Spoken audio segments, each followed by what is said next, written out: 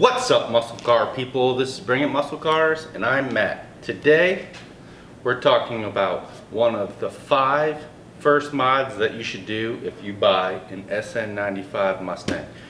Behind you, you can kind of see my 1998 SN95 Mustang, and it's got the 4.6 liter in it, modular motor. I have not even driven this thing yet.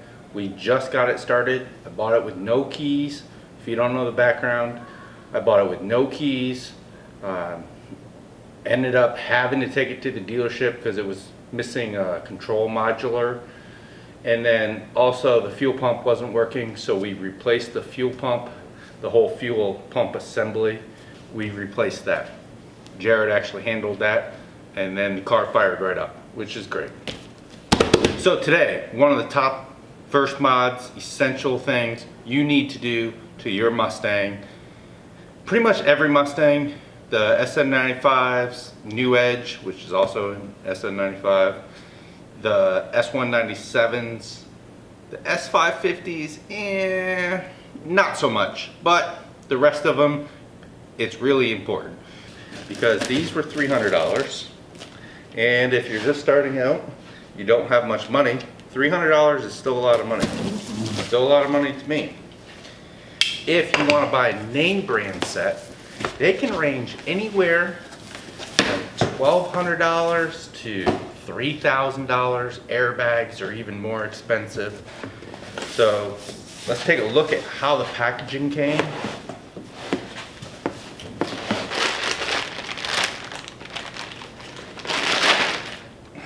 I think this is bluish purple anyways, but they had a couple of different colors to choose from, but I like this color, so I went with it.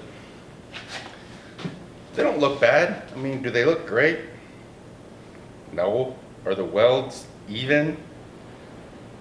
No, not really. Let's take a look at some of these welds. Missed a spot right there. Missed a spot right there. And they are definitely not even welds. But for $300, if they last me a year or two, hey, can I really complain about that at that point? And my car is, I don't know, 21 years old at this point, so it has to be better than what's on there. The car hasn't been driven in 7 years. So all that stuff, a lot of that stuff needs to be updated. The rear spring, I mean, it looks like a spring. And then the rear shock.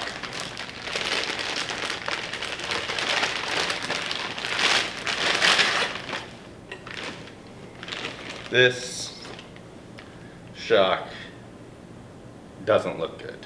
Let's just say that. It does not look good. Alright, so we got the coilover in.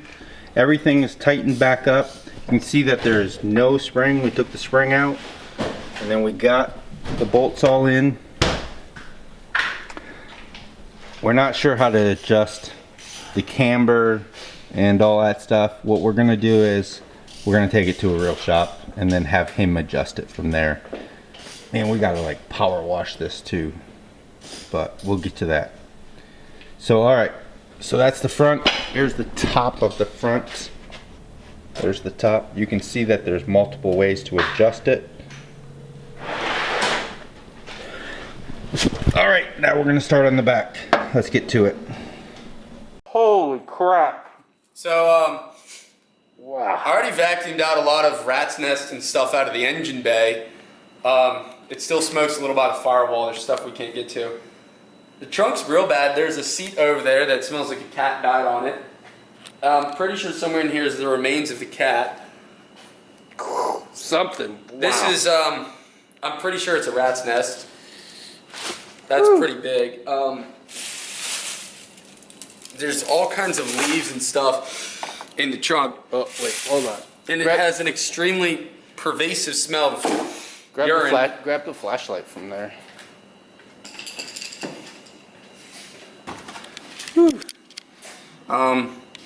Try to like just ball that whole thing up. Yeah, that's a lot better. Oh, it stinks, guys. Woo. It stinks so. It really stinks of cat urine in here. What is this? Is that drugs? Is that money? What? Can it be something good? Something good. Wow, it really smells. Oh, it just sounds like dead. The foam. That sucks. We don't need this. I was hoping it was money. Wow. Wait, let's just check. No, not money or drugs.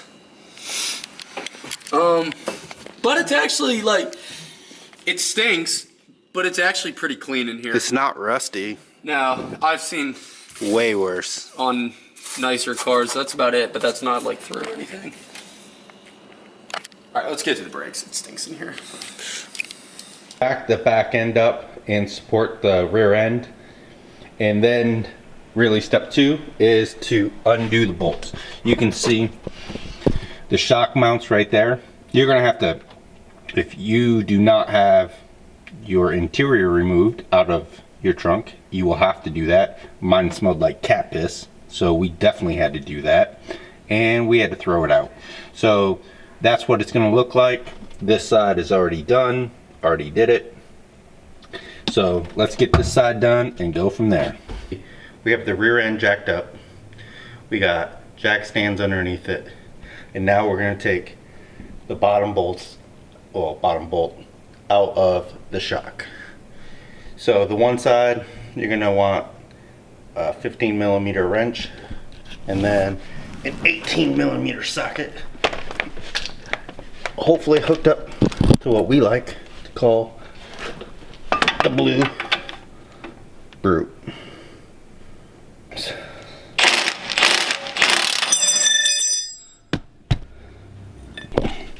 Let's compare the new one to the old one. I mean, I don't know. Is it a decent shock? Who knows? We're gonna find out though and see how it does. This thing is probably 25 years old, so it can't do any worse than that, I would say. We'll find out. We have both sets of shocks in. Now we have to lower the car down to get the springs out. And the springs should technically, I think, just fall out. Let's see what happens.